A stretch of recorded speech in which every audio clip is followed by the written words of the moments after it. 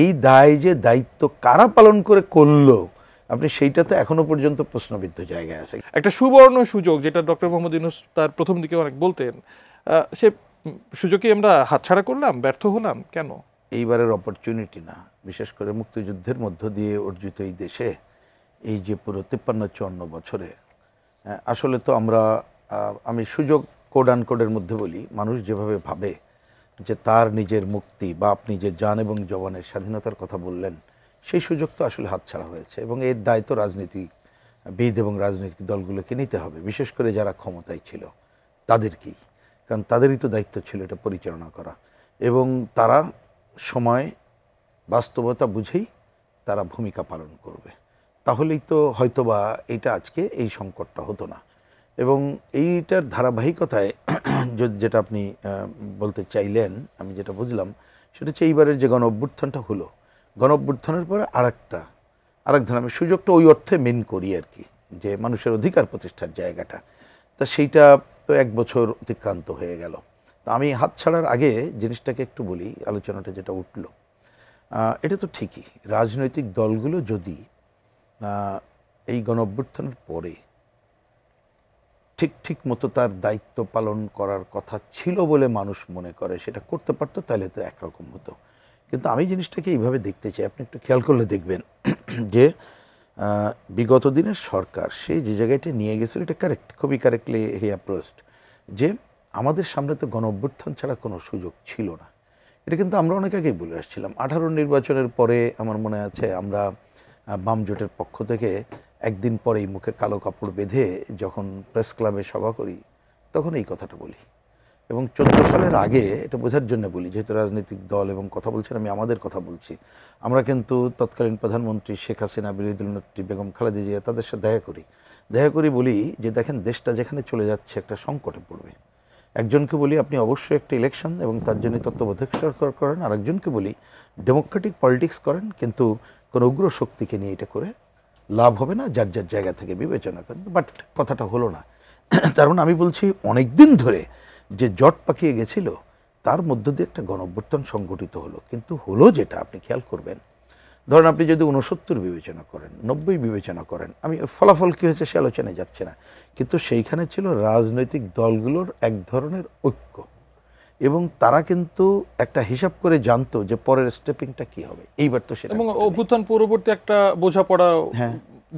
জায়গা ছিল এবং সেইটাকে ধরে পরেরটা যতটুকু হোক, কে রেখেছে না রেখেছে সে আলোচনায় যাচ্ছি না, সেটা ছিল। এবার তো সেটা ঘটে নাই, এবার ঘটেছে হ্যাঁ রাজনৈতিক দলগুলো যার যার মতো এই সরকারকে, আগের সরকারকে হটাতে চেয়েছিল সে একটা, কিন্তু ছাত্রদের এই ভূমিকার মধ্য দিয়ে যেভাবে ঘটলো তার আগে তো এই পলিটিক্যাল পার্টিগুলোর এই কোঅর্ডিনেশন আসলে ছিল না, যে যত কথাই বলুক। সুতরাং আপনি তো এরকম কিছু সেট করতে পারেন নাই আগে, এটা গেল 1 নম্বর আমি বলি সমস্যা বা বাস্তবতা। দ্বিতীয়ত হলো যে ছাত্র বন্ধুরা এই কাজটা করলো, তার মধ্যে তো ছিল অনেক ধরনের, সব ছাত্র সংগঠন ছিল, বিভিন্ন ছাত্র সংগঠন, সাধারণ ছাত্রদের জায়গা, এবং তারা প্রথম দিকে যে দাবি তারপরে দাবিগুলো নিয়ে আসলো দেখবেন সেইটার মধ্যে টোটালিটিতে ওই রকমের কোনো সিনারিও ছিল না, বা থাকলেও পলিটিক্যাল পার্টির সাথে তো সেইটা ওইভাবে ম্যাচ করে নাই, যার যার মতো চলে গেল। এটা গেল একটা। লাস্টটা হচ্ছে যে কথাটা একটু বলতেই হয়, ধরেন সরকার যে গঠন হলো, আমাকে যদি বলেন ধরেন আমাদের পার্টি বা বাম জোট,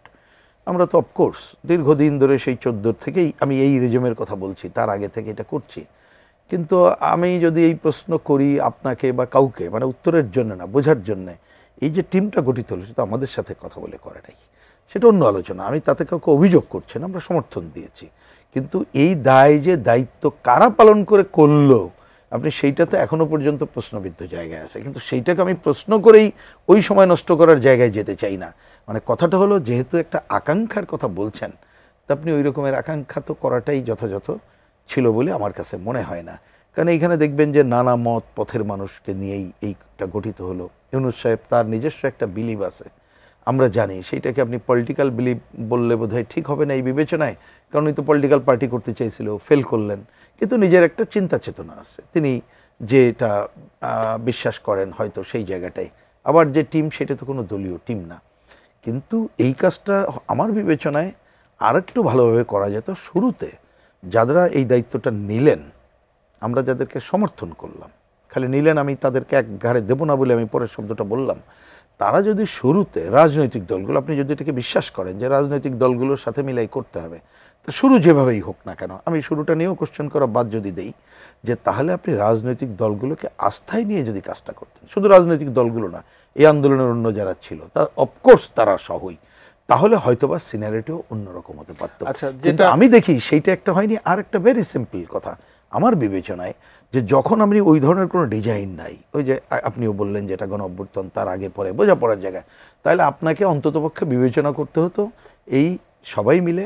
যতটুকু ঐক্যমত্য পোষণ করি, কতটুকু কাজ আমি করতে পারি, যেটা সংস্কার নামে খ্যাত হয়েছে, সেইটুক করে আমি একটা গণতন্ত্রের প্রসেসের ধারায় হাঁটব। সেই জায়গাটা কিন্তু যথাযথভাবে শুরু থেকে হয়নি বলে এখনো পর্যন্ত দেখবেন না হওয়ার কারণে এই যে অনেকগুলো জটিল পরিস্থিতি আমার মনে হয় আমরা দেখতে পাই।